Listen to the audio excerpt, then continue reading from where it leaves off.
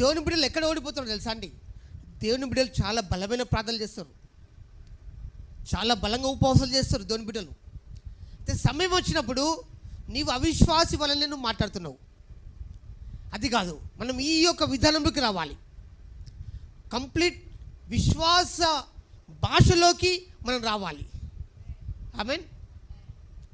నువ్వు ఇంటికి వెళ్తావు, నీ భర్త తాగస్తుడు, లేకపోతే నీ భర్త వ్యతిరేకంగా నీతో మాట్లాడతాడు. నువ్వేం చేస్తావు? ఆ విషయాన్ని మాత్రమే నీ ఇంట్లోకి చెప్తావు. మళ్ళా నా భర్త ఇట్లా చేస్తాడు, నా భార్య ఇట్లా చేస్తుంది, నాకు ఇటువంటి పరిస్థితులు ఎదురవుతున్నాయి. ఇది మన జీవితం కదండి. విశ్వాసం ఏంటిదంటే నీ స్థితి, నీ భర్త మంచిగా ఉన్నాడు, నీ భర్త గొప్పగా ఉన్నాడు, నీ భర్త నేను ఎంతగానో ప్రేమిస్తున్నాడు, నీ భర్త నేను ఎంతగానో మంచిగా చూసుకుంటున్నాడు. ఈ భాషలోకి రావాలి. ఈ భాషలోకి రావాలంటే